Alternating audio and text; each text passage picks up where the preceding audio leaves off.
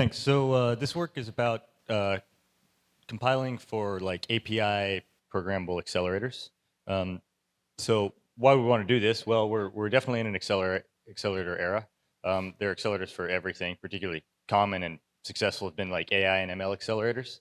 We see a lot of GPUs. Partly this is because of the computation demands, and partly this is because they're actually quite easy to integrate with all the AI and ML stuff. Everyone's writing these in already using APIs, so you just have to start with the API and make it work with your hardware, and it'll work pretty well. But there are also a lot of other accelerators around that don't have this benefit. There are a lot in the DSP world, FFT accelerators, other digital signal processing related algorithms like IIR.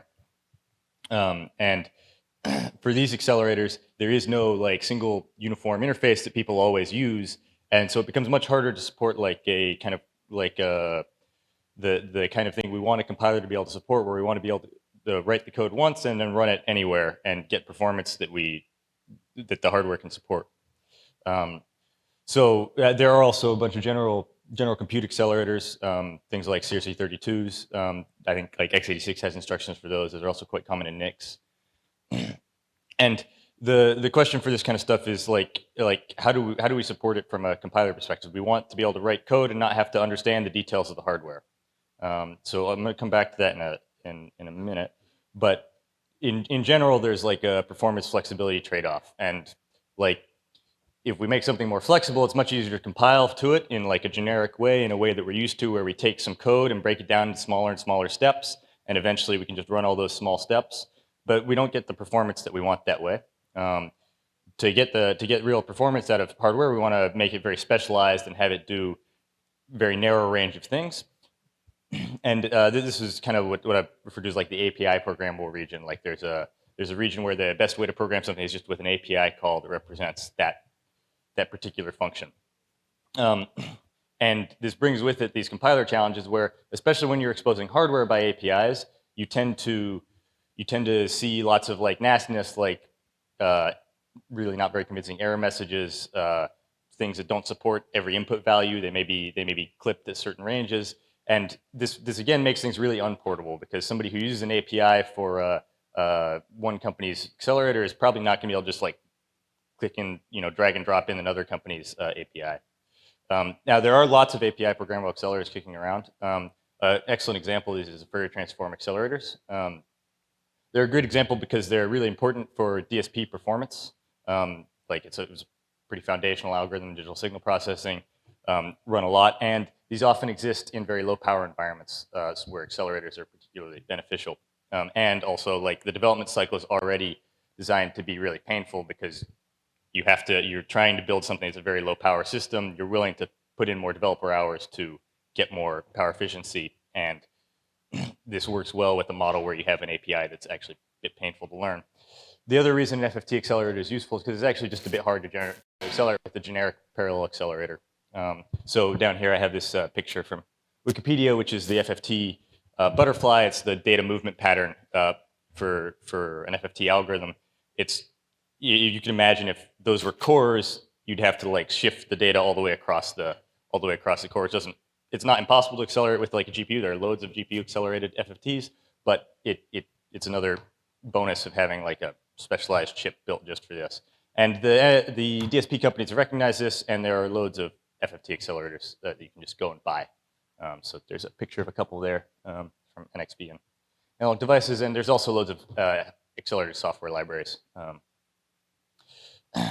Now, these are very specialized chips, and they give you very good FFT performance, even compared to like these DSPs that are already optimized for this kind of code.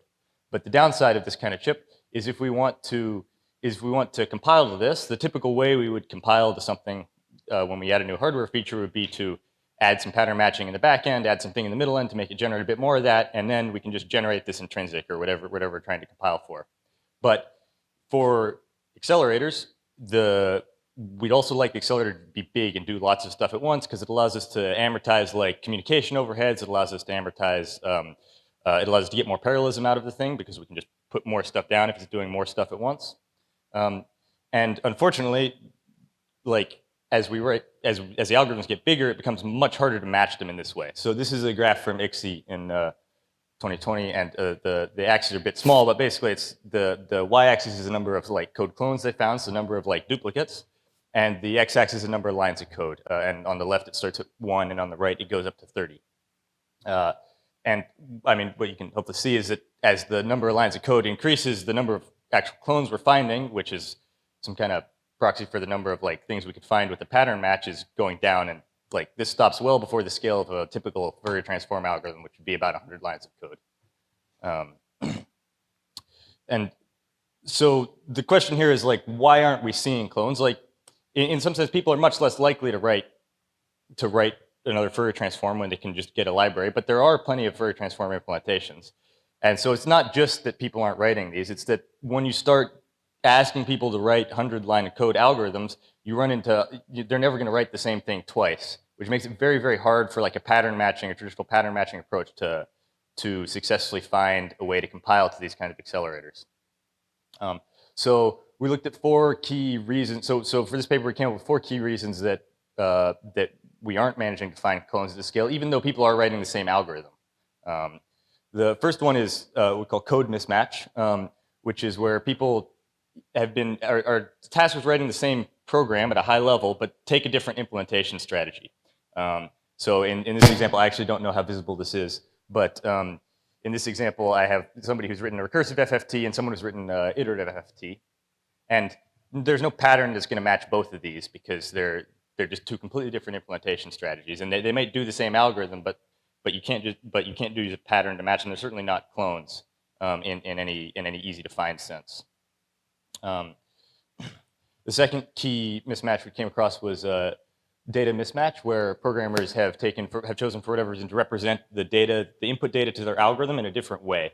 So for Fourier transforms, it's quite common to see two different choices people make. One where they have 2 different arrays, one for real components and one for imaginary components, or to have a single array where you interleave the real and imaginary components. And these are representing the same thing, but they're actually not clones of each other anymore. They're doing something different. So we need to come up with some way to convert between these. You know, if an accelerator has one particular data input format, we need to be able to convert to that from whatever format the programmer is using. And what may influence the programmer's decision is many things, right? They may have followed a tutorial online that used one. They may have data elsewhere in their program that uses a particular layout, and they just want to preserve that. There may be many reasons for this. They may find that they have a more optimized version on one processor they're running, and they just choose to use that. So we need some way to overcome this. The next issue we come across is domain mismatch, where due to different application requirements or different performance requirements, an algorithm may be designed to run on different like sizes of available input. So in Fourier transforms, it's quite common to see the algorithm only for powers of 2. It's much easier to implement if it's only for powers of 2. So if your data is only going to be powers of 2 when it comes in, then it doesn't actually matter what you can save yourself a lot of implementation work by not supporting all the other lengths. And again, these are no longer like clones of each other, and you couldn't pattern match this anymore because these are 2 different things. Even though an accelerator that supports some lengths would help you accelerate an algorithm that sometimes runs on different lengths, you can't do a strict pattern matching approach on this anymore. The final issue we came across is what we call behavior mismatch, where someone's implemented something that's conceptually the same algorithm, but has some behavioral differences. So like in Fourier transforms, it's quite, the last step of Fourier transforms is to normalize the outputs because they get quite big after you go through the loop a few times. And if you just want to get like, for example, the biggest frequency or the biggest one, then, or the smallest frequency, then you don't actually have to normalize the outputs. You can skip that step, and programmers sometimes do. And what this results in is a bunch of code that kind of implements a Fourier transform and could really be accelerated by a Fourier transform accelerator, but is definitely not a clone anymore. And you need some kind of step to allow this to be run with an accelerator that implements a true Fourier transform. So we introduced FAC, which addresses each of these in turn. We use neural embeddings to identify the regions of code that are likely to be Fourier transforms to get away from issues related to structure allow us to find things relatively independently of their structure. Then we use program synthesis to come up with a conversion between the types that the programmer has used and the types that the accelerator uses.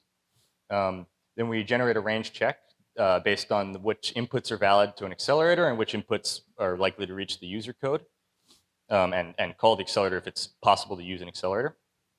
And then finally, we use program synthesis to generate conversion functions to equalize the behavior between the accelerator and what the programmer wrote. So this is the kind of code we generate. Is this visible? Yes. Okay. Great. So what the output of FAC is a function that has the same signature that the original code did. There's actually a typo in this one, but we'll pretend that's void.